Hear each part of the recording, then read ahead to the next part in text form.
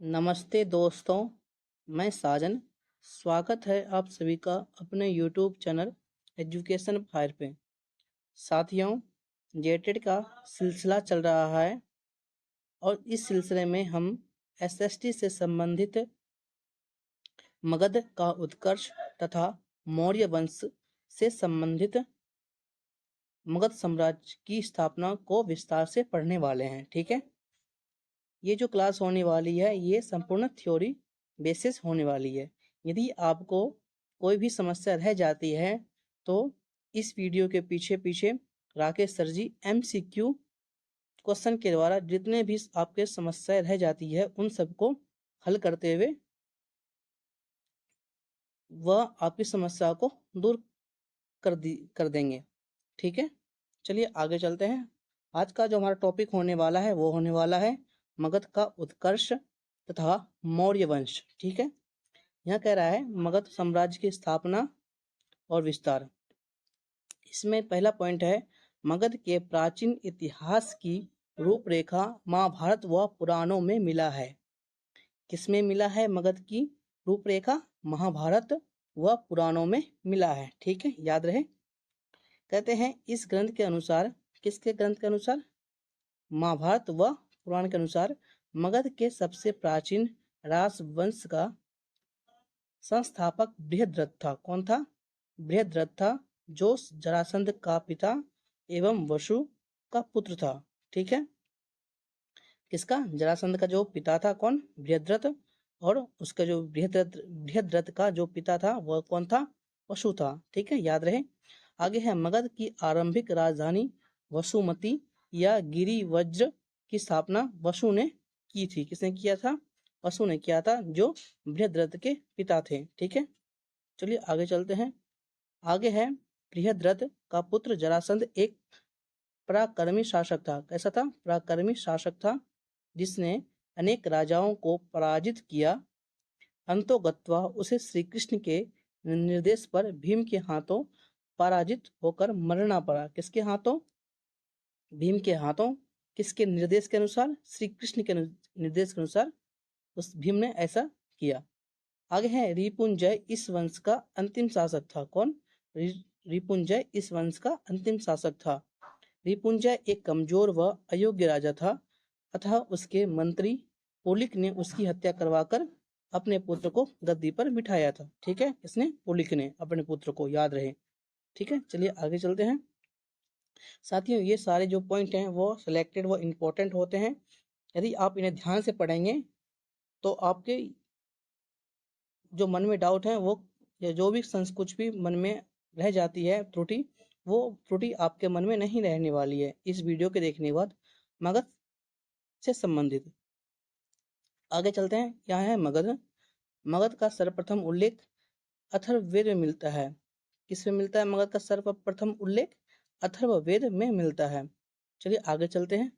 आगे कहते हैं मगध पर प्रारंभ में 3 वंश ने राज किया, शासक किया। पहला था हर्यक वंश, दूसरा था शिशुनाग वंश, तीसरा था नंद वंश। ठीक है, हर्यक वंश का जो संस्थापक था वो था बिंबिसार श्रोणिक। शिशुनाग वंश का संस्थापक शिशुनाग, और नंद वंश का संस्थापक महानंदिन या महापद्म नंद को जाता है। ठीक है, चलिए आगे चलते हैं।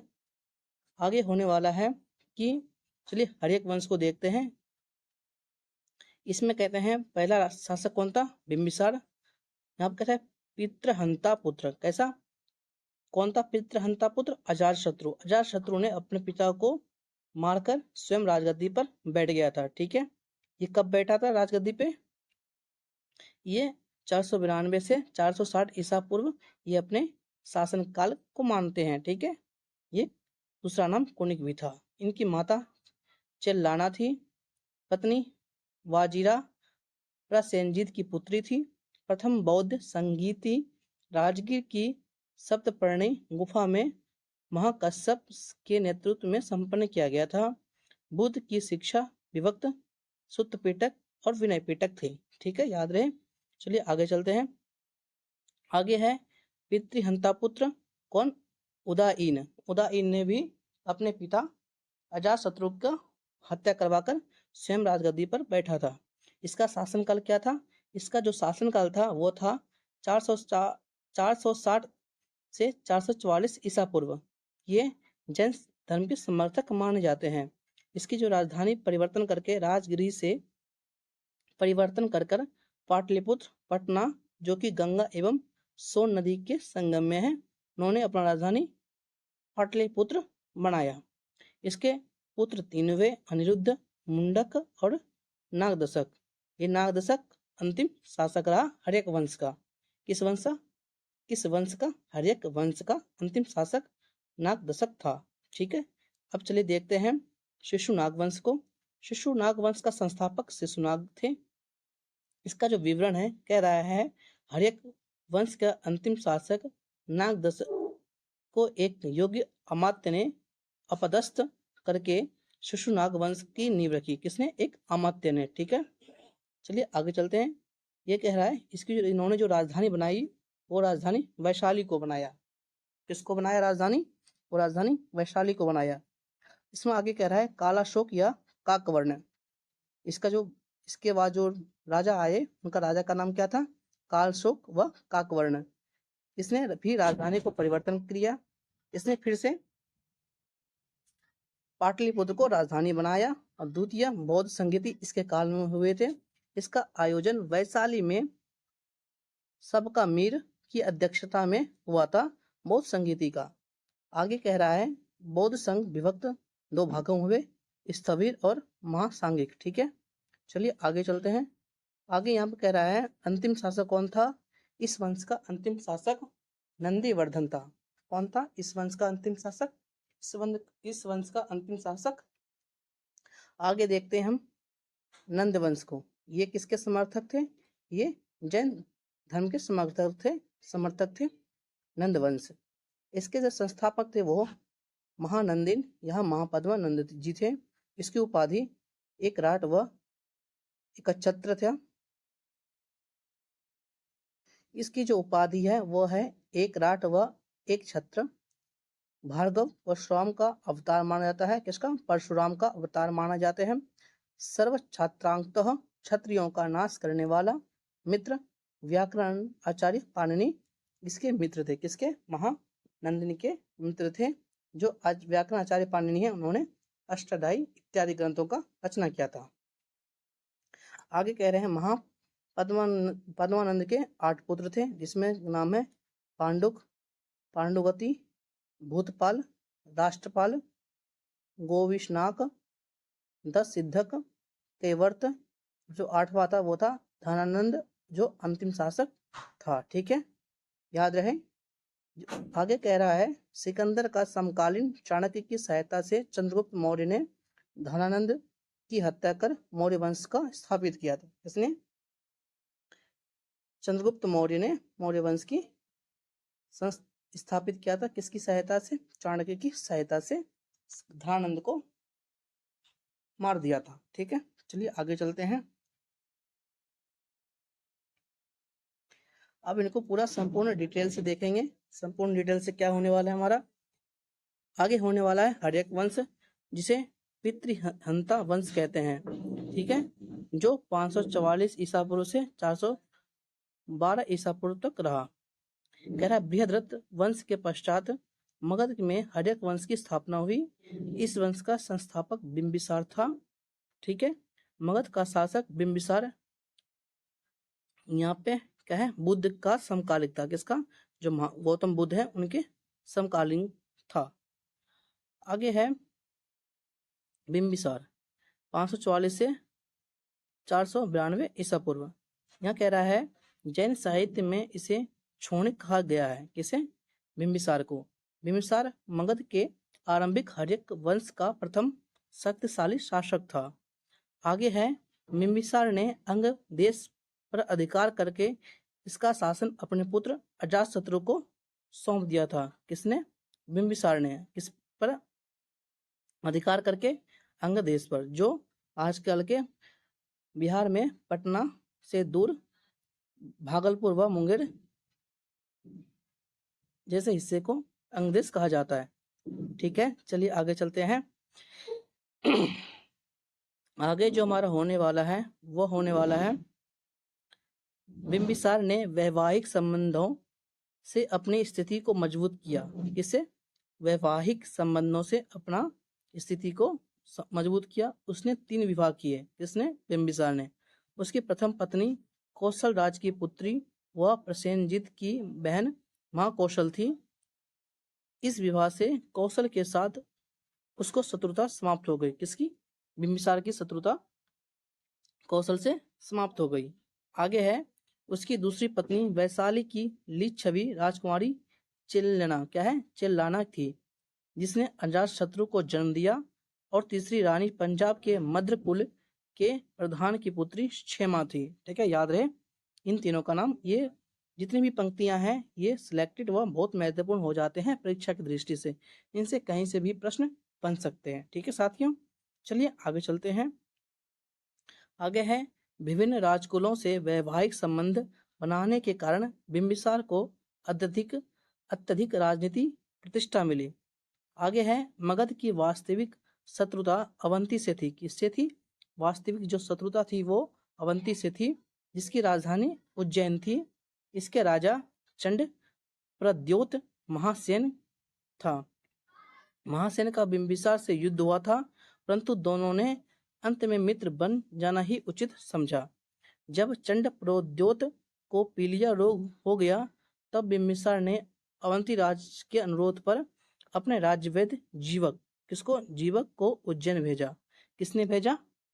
बिंबिसार ने अपने राज्यवैद्य जीवक को उज्जैन भेजा। बिंबिसार ने अंग देश के शासक ब्रह्मदत्त को पराजित कर उसे अपने राज्य में मिला लिया। किसे? अंग देश को। ठीक है, चलिए आगे चलते हैं। आगे कह रहा है, मगध की पहली राजधानी राजगीर थी। उस समय इसे गिरि वज्र कहते थे। किसे? राजगीर को गिरि वज्र के नाम से जाना जाता था। आगे है, बौद्ध ग्रंथों के अनुसार बिंबिसार ने लगभग 544 से 592 ईसा पूर्व तक शासन किया। किसने? बिंबिसार ने। किसके अनुसार? बौद्ध ग्रंथों के अनुसार। आगे हो जाता है अजातशत्रु, 492 से 460 ईसा पूर्व तक। आगे कह रहा है, अजातशत्रु ने अपने पिता बिंबिसार की हत्या कर सिंहासन पर अधिकार किया था, इसलिए इसे पितृहंता भी कहते हैं। याद रहे, ठीक है, इसे क्या कहते हैं? पितृहंता भी कहते हैं। ये क्वेश्चन आपसे परीक्षा में पूछे भी जा सकते हैं। ठीक है, चलिए आगे चलते हैं। आगे कह रहा है, वह बौद्ध एवं जैन दोनों मतों का पोषक था। उसके शासन काल के 8वें वर्ष में बुद्ध को महापरिनिर्वाण प्राप्त हुआ। किसे? गौतम बुद्ध को। किसके शासन काल में? अजातशत्रु के शासन काल में। ठीक है, याद रहे, ये प्रश्न भी बन सकते हैं परीक्षा की दृष्टि से। आगे है, इसने राजगृह में स्तूप का निर्माण करवाया था। इसके शासन काल में राजगृह की सप्तपर्णी गुफा में प्रथम बौद्ध संगीति का आयोजन किया गया था। किसके काल में? अजातशत्रु के काल में। कौन सा गुफा? सप्तपर्णी गुफा में। इसके पुत्र उदयन ने इसकी हत्या की थी। किसकी?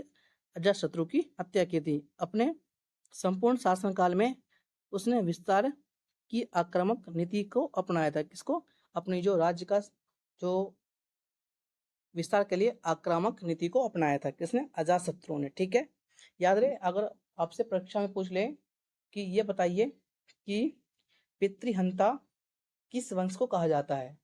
किस वंश को कहा जाता है? तो हर्यक वंश को पितृहंता कहा जाता है। ठीक है, चलिए आगे चलते हैं। आगे है, इसने लिच्छवियों में फूट डालने के लिए षड्यंत्र रचा एवं अंत में उन पर आक्रमण कर उन्हें परास्त कर दिया और उनको नष्ट कर डाला। किसके? लिच्छवियों को। उसने पत्थर फेंकने वाले युद्ध यंत्र इस्तेमाल किया। उसके पास एक रथ ऐसा था जिसमें गधा जैसा हथियार जुड़ा हुआ था। किसके पास?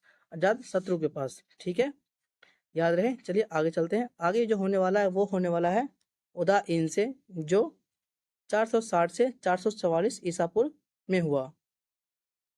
यहाँ पे कह रहा है, अजातशत्रु के पश्चात उसका पुत्र उदयन 460 से 444 ईस्वी मगध के सिंहासन पर बैठा। किसके सिंहासन पर बैठा? मगध के सिंहासन पर बैठा। उसने पटना में गंगा और सोन के संगम पर एक किला बनवाया। किसने बनवाया? उदयन ने बनवाया।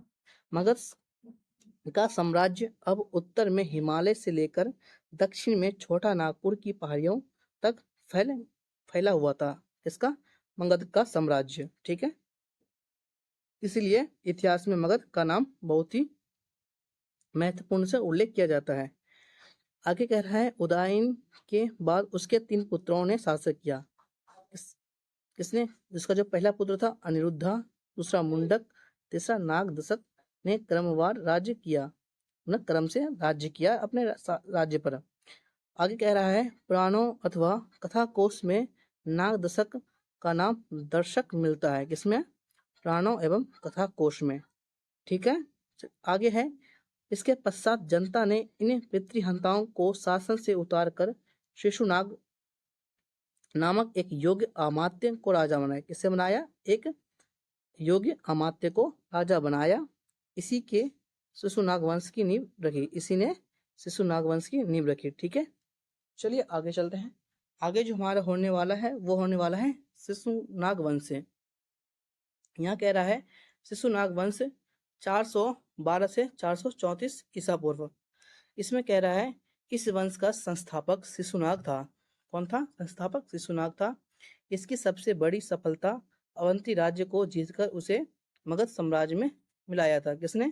शिशुनाग वंश के संस्थापक शिशुनाग ने अवंती को जीत लिया था। इसने अपनी राजधानी वैशाली स्थानांतरित की थी। किसने? शिशुनाग ने। आगे है कालाशोक उपनाम काकवर्ण, जो इसके पुत्र थे। कब से कब तक? 394 से 366 ईसा पूर्व तक इन्होंने शासन किया। इसकी राजधानी, इसने जो अपनी राजधानी पुनः पाटलिपुत्र स्थानांतरित कर ली। इसके बाद पाटलिपुत्र को मगध की राजधानी बनाया। किससे बनाया? मगध की राजधानी बनाया। कालाकोश के शासनकाल में वैशाली में द्वितीय बौद्ध संगीति का आयोजन हुआ था। पहला किसका हुआ था? पहला हुआ था अजात शत्रु में, और दूसरा कब हुआ? कालकोश या काकवर्ण के शासनकाल में। राजधानी के समीप घूमते समय किमी या किसी व्यक्ति ने छुरा घोंपकर कालाकोश की हत्या कर दी। ठीक है, याद रहे कब? किसी व्यक्ति ने। आगे है इस वंश का अंतिम शासक महानंदिन या नंदीवर्धन था। ठीक है, किस वंश का? नाग वंश का। आगे है शिशुनाग के बाद नंदों का शासन शुरू हुआ। ये मगध के सबसे शक्तिशाली शासक सिद्ध हुए। कौन? नंदवंश। ठीक है, चलिए आगे चलते हैं। नंदवंश के बारे में देखते हैं क्या है। आगे यहाँ पे है नंद वंश। इसका शासनकाल कब से कब तक था? 344 से 322 ईसा पूर्व माने जाते हैं। आगे कह रहा है इस वंश का संस्थापक महानंदिन था। कौन था? महानंदिन था। महानंदिन ने नंद वंश की स्थापना की थी। किसने? महानंदिन ने नंद वंश की स्थापना की थी। परंतु याद रहे, परंतु एक क्षुद्र पद्मनंद ने इसकी हत्या कर दी थी। किसकी? महानंदिन की। आगे है नंद वंश में कुल 9 राजा हुए और इसी कारण उन्हें नवनंद कहा गया। किसको? नंद वंश को नवनंद वंश कहा गया। आगे है इसमें उग्रसेन को पुराणों में महापद्म कहा गया। किसे? उग्रसेन को पुराणों में महापद्म कहा गया। शेष 8 उसी के पुत्र थे। ठीक है, याद रहे। चलिए आगे चलते हैं। आगे होने वाला है महापद्मनंद से। आगे है 344 से 322 ईसा पूर्व। आगे कह रहा है महापद्मनंद ने स्वयं एकराट, क्या है? स्वयं को एकराट कहा, मतलब कि स्वयं को एकराट की उपाधि धारण किया, जो हमने पीछे देख लिया। यह संपूर्ण मगध साम्राज्य का सबसे शक्तिशाली शासक था। कौन? महापद्मनंद। इसने सर्वप्रथम कलिंग विजय की तथा वहां एक नहर खुदवाई, जिसका उल्लेख बाद में कलिंग शासक खारवेल, क्या है यहाँ पे? खारवेल ने अपने हाथी गुम्फा अभिलेख में किया था।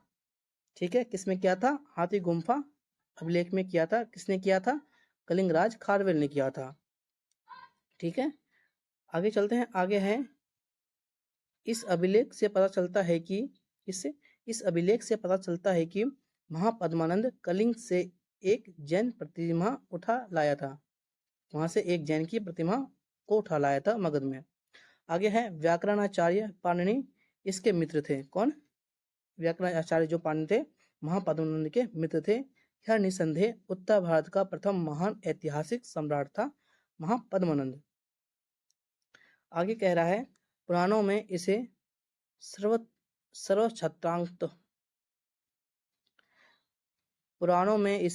सर्वछत्रांक की उपाधि दी गई है। किसमें? पुराणों में। आगे है महापद्मनंद के 8 पुत्रों में धनानंद सिकंदर का समकालीन था। कौन? धनानंद सिकंदर का समकालीन था। ग्रीक यूनानी लेखकों में इसे अग्रमीज कहा जाता है। धनानंद के समय 325 ईसा पूर्व सिकंदर ने पश्चिमोत्तर भारत पर आक्रमण किया था। किसने किया था? सिकंदर ने किया था। आगे है यह नंद वंश का अंतिम सम्राट था। जनता पर अधिक कर लगाने के कारण जनता इससे असंतुष्ट थी। किस कारण थी? जनता पर इन्होंने अत्यधिक कर लगा दिए थे, इसी कारण जनता इनसे असंतुष्ट थी। चंद्रगुप्त मौर्य ने इस स्थिति का लाभ उठाकर चाणक्य की मदद से धनानंद की हत्या कर डाली और मौर्य वंश की स्थापना की। इसके शासन काल में सिकंदर ने भारत पर आक्रमण किया था। ठीक है, याद रहे। चलिए आगे चलते हैं। आगे है नंद शासक जैन मत के पोषक थे। धनानंद के जैन अमात्य सकटाल और स्थूलभद्र थे। उपवर्ष वरुचि एवं कात्यायन जैसे विद्वान नंद काल में ही उत्पन्न हुए थे। ठीक है, याद रहे। इसके काल अब से पूछ सकते हैं विद्वानों की। आगे है शासक धनी और विजय की सेना में, किसके? धनानंद की सेना में 2 लाख पैदल सैनिक, 20,000 घुड़सवार और 3,000 से 6,000 तक हाथी शामिल थे। आगे चलते हैं। आगे है 322 में चंद्रगुप्त मौर्य ने अपने गुरु की सहायता से धनानंद की हत्या कर मौर्य साम्राज्य की स्थापना की थी या नींव डाली थी। आगे चलते हैं। आगे क्या होने वाला है? आगे होने वाला है मगध की सफलता का कारण क्या रहा। मगध कह रहा है इस काल में भारत के सबसे बड़े राज्य की स्थापना बिंबिसार, अजातशत्रु और महापद्मन जैसे अनेक साहसी और महत्वाकांक्षी शासकों ने प्रयास से हुई। इतने बड़े साम्राज्य की स्थापना। आगे कह रहा है लौह युग में मगध की भौगोलिक स्थिति बहुत उपयुक्त थी, क्योंकि लोहे के समृद्ध भंडार मगध की आरंभिक राजधानी राजगीर से अधिक दूर नहीं थे। समृद्ध लौह खनिज भंडार की सुविधा के कारण मगध शासक अपने लिए प्रभावशाली हथियार तैयार करने में सफल हुए। ठीक है, क्या यहाँ पे तैयार करने में सफल हुए। मगध की दोनों राजधानियां, प्रथम राजगीर और द्वितीय पाटलिपुत्र, सामरिक दृष्टि से अत्यंत महत्वपूर्ण है। राजगीर 5 पहाड़ियों की श्रृंखला से घिरा हुआ है, इसलिए वह दुर्भेद्य था। ठीक है, आगे है पाटलिपुत्र गंगा, गंडक और सोन नदियों के संगम पर स्थित है। कौन? पाटलिपुत्र। तथा पाटलिपुत्र से थोड़ी दूर पर घाघरा नदी गंगा से मिलती थी। चारों ओर नदियों द्वारा घिरे होने के कारण पटना की स्थिति भी अभेद्य हो गई थी। आगे है इसे सोन और गंगा पश्चिम और उत्तर की ओर से तथा पुनपुन दक्षिण की ओर से और पूर्व की ओर से बढ़े हुए थे। इस प्रकार पाटलिपुत्र सही रूप से एक जल दुर्ग में स्थापित था। आगे कह रहा है प्राचीन बौद्ध ग्रंथों से ज्ञात होता है कि इस प्रदेश के अनेक प्रकार के चावल पैदा होते थे। प्रयाग से पश्चिम के क्षेत्र की अपेक्षा यह प्रदेश कहीं अधिक उपजाऊ थी। किससे? प्रयाग से अधिक उपजाऊ था इस प्रदेश। आगे है कह रहा है महाबोधि वंश में उनके नाम इस प्रकार मिलते हैं। कहाँ? महाबोधि वंश में उग्रसेन, महानंदिन, दूसरा पांडुक, तीसरा पांडुवती, चौथा भूतपाल, पांचवा राष्ट्रपाल, छठा गोविशाणक, सातवां दस सिद्धक, आठवां कैवर्त, नौवां धनानंद को माना जाता है जो अंतिम शासक था नंद वंश का। चलिए आगे चलते हैं। साथियों, ये वीडियो यहीं समाप्त होती है। अगर ये वीडियो आपको अच्छी लगे तो इस वीडियो को लाइक करें, चैनल को सब्सक्राइब करें और हमें कमेंट करके यह बताएं कि ये वीडियो आपको कैसा लगा और आपको अगला किस टॉपिक से संबंधित वीडियो चाहिए आप हमें कमेंट करके यह बता सकते हैं। ठीक है, चलिए कल मिलते हैं 9 बजे। थैंक यू दोस्तों।